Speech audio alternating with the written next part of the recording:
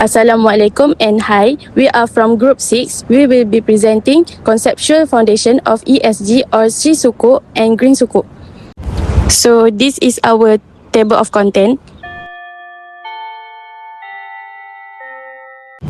This is our group members. Islamic finance is a financial system that allows Islamic rules and values. It focuses on fairness, honesty, and responsibility in financial activities. Unlike conventional banking, Islamic finance does not allow interest, also known as riba. Instead, it encourages financial activities that benefit both individuals and society. The goal is to create a fair and balanced economy while avoiding harmful business practices. One relationship between Islamic finance and sustainability is ethical investment. Islamic finance only invests in businesses that bring benefit to society and avoid harmful industries. This helps support responsible businesses and creates positive social and economic impacts for the future. Another relationship is fairness and justice. Islamic finance ensures that all parties are treated fairly in financial transactions. Fair treatment helps reduce inequality and improves people's equality for life. A fair society is more stable and can continue to develop in a sustainable way. Islamic finance also promotes risk sharing. This means profit and losses are shared between the parties involved. Not only parties carry all the risks alone. Risk sharing encourages responsible decision making and helps reduce financial problems. It creates a stronger and more stable economy in the long term. In addition, Islamic finance supports real businesses and real economic activities. Investment must be linked to actual products, services, or assets. This helps create jobs, increase business growth, and support economic development.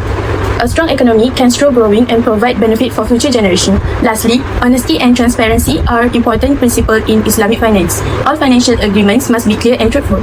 When businesses and customers trust each other, stronger relationships are built. This trust supports long-term economic growth and contribute to sustainability. Overall, Islamic finance and sustainability are closely connected because both focus on fairness, responsibility, long-term growth, and benefit for society. Together, they help create a stable economy and a better future for everyone. Alright, today I will be presenting on conventional bonds and sukuks. A conventional bond is a debt instrument issued by a company or government to raise money from investors. When investors purchase a bond, they are essentially lending money to the issuer. In return, the issuer promised to pay interest, which is known as a coupon payment, at regular intervals. At the end of the bond's maturity period, the issuer repays the original amount borrowed, known as the principal. Now let's move on to sukuk. Sukuk are often referred to as Islamic bonds. However, unlike conventional bonds, sukuk do not represent a debt obligation. Instead, they represent ownership or beneficial interest in an underlying asset project or investment activities. The returns received by sukuk holders come from profit generated by the underlying asset rather than from interest payments. So now let's discuss the differences between conventional bonds and sukuk. The first difference is the relationship between the investors and the issuer. In conventional bonds, the relationship is between a creditor and a debtor. For sukuk, the relationship is based on ownership or partnership where investors own a share of the underlying asset. The second difference is the issuance process. Conventional bonds must follow the rules and regulations set by the Security Commission. Sukuk must also follow these regulations, but they additionally need to comply with Sharia principle. Next, both conventional bonds and sukuk can be issued by governments, semi-governments, organizations, and private companies. Another difference is the type of investors. Conventional bonds are mainly suitable for conventional investors who are comfortable with interest-based investment.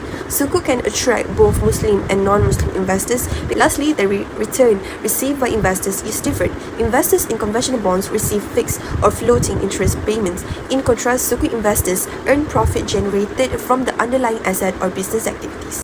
So next, I will explain to you about Maqasid al-Shari'ah in Islamic finance. It aims to promote public welfare, which is maslahah, and prevent harm, which is mafsadah. So to operationalize Maqasid al-Shari'ah in modern markets, Islamic financial institution, which is IFIS, utilize the three levels of human needs as a sustainability prioritization matrix. First, daruriyat, which is the essential necessities. These are the absolute essential required to sustain human life and society. Next is hajiyat, which is the second level of Maqasid al-Shari'ah. They are convenience and benefits required to relieve hardship and difficulty.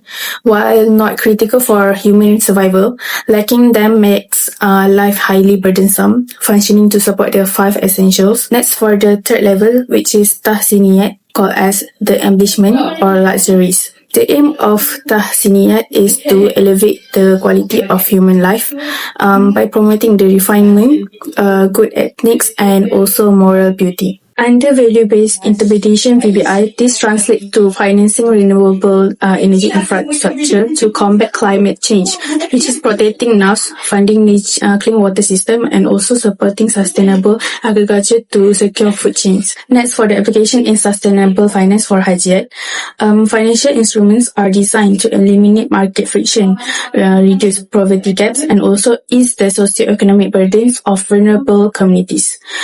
This is actualized through Islamic microfinance and blended finance, which is combining zakat or wakaf with commercial capital. For the application in sustainable finance for tahsiniyat, this represents the advanced corporate stewardship and also high-level ESG.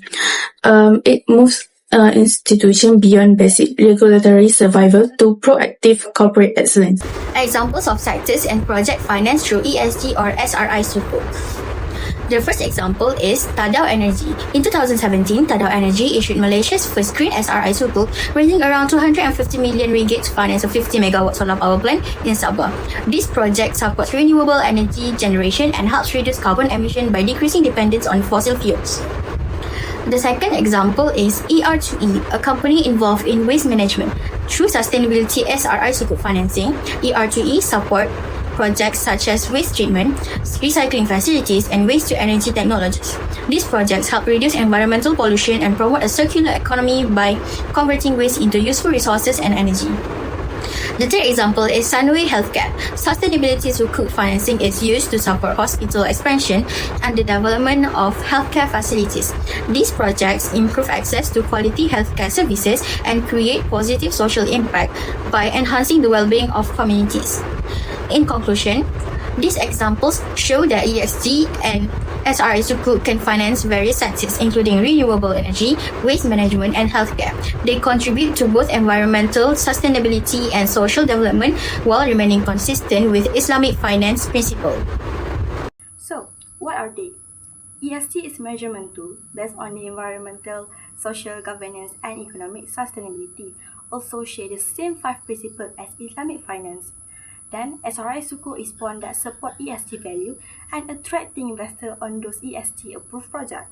Meanwhile, Green Sukuk only focus on environmental projects such renewable energy and has crossed $35 billion growth since 2023 globally. Both Sukuk give return instead of interest to their investor.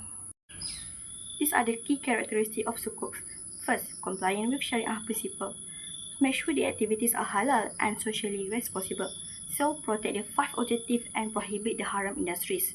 Second, measurable sustainability outcomes. This requires clear and quantifiable outcomes from the project to make sure the investor can track and verify the impact. Third, transparency and accountability. This is to ensure the investor gain the trust with the process.